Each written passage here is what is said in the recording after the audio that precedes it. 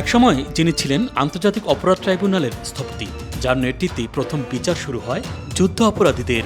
ভাগ্যের কি নির্মম পরিহাস, আজ তার নামেই সেই আদালতেই গ্রেপ্তারি পরোয়ানা জারি হয়েছে। বলছি সাবেক প্রধানমন্ত্রী শেখ হাসিনার কথা। নিজের হাতে গড়া আদালতেই এখন আসামি হয়েছেন তিনি, আর ইতিমধ্যে শুরু হয়েছে অভিযুক্ত হিসাবে তার বিচারিক কার্যক্রম। 2009 সালে যুদ্ধ অপরাধের বিচারের জন্য আন্তর্জাতিক অপরাধ ট্রাইব্যুনাল গঠন করেন শেখ হাসিনার নেতৃত্বাধীন সরকার।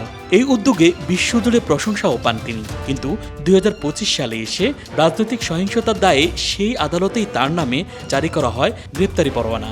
অভিযোগ তোলা হয় 2024 সালে গণ আন্দোলন দমনে নির্বিচারে হত্যাকাণ্ড এবং রাজনৈতিক নিপীড়নের নেতৃত্ব দেয়ার। যদিও বর্তমানে ভারতের আশ্রয়ে রয়েছেন Sheikh Hasina.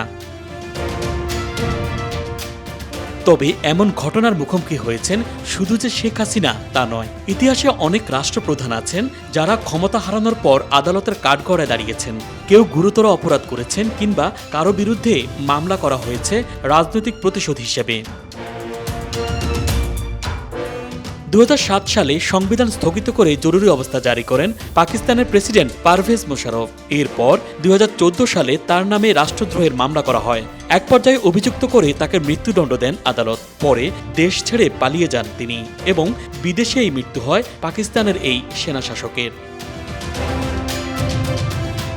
President Lula da Silva ছিলেন ব্রাজিলের জনপ্রিয় নেতা, কিন্তু দুর্নীতির অভিযোগে তিনিও জেল খেটেছেন। 2018 সালে 12 বছরের সাজা হওয়ার পর রাজনৈতিক জীবন শেষ বলেই মনে হয়েছিল তার, কিন্তু অবিশ্বাস্য প্রত্যাবর্তন হয় এই নেতার। 2023 সালে আবারও প্রেসিডেন্ট নির্বাচিত হন সিলভা। এই ফিরে আসা ছিল ইতিহাসের এক চমক। আরব বসন্তের নেতা মিশরের মোহাম্মদ মুরসি, তিনি ছিলেন এক সময়ের গণতান্ত্রিক নায়ক, কিন্তু সেনা অভ্যুত্থানের পর মুরসিকেও গ্রেপ্তার করা হয়। হত্যা ও রাষ্ট্রদ্রোহে অভিযুক্ত হয়ে দণ্ডিত হন তিনি। এরপর 2019 সালে আদালতের কাঠগড়াতেই মোহাম্মদ মুরসির মৃত্যু হয়। ক্ষমতা যে কত নিষ্ঠুর হয় তার উদাহরণ তিনি। শেখ হাসিনাও বর্তমানে সেই জায়গায় দাঁড়িয়ে আছেন যেখানে দাঁড়িয়েছেন অনেক বিশ্বনেতা, কিন্তু ইতিহাস বলে কেউ ফিরে এসেছেন, কেউ আর কখনোই ফিরতে পারেননি। তবে শেখ হাসিনার প্রত্যাবর্তন হবে নাকি ইতিহাস তাকেও ভিন্ন পথে নিয়ে যাবে, সেটাই এখন প্রশ্ন। ইতিহাসে এমন রাষ্ট্রনেতা আরও আছেন যারা ক্ষমতার শীর্ষে থেকে দুর্নীতি অনিয়মের কারণে পরবর্তীতে শাস্তির মুখোমুখি হয়েছেন। মূলত আদালতই শেষ কথা বলে, আর ইতিহাস শুধু দেখে নীরবে কিন্তু নির্মমভাবে।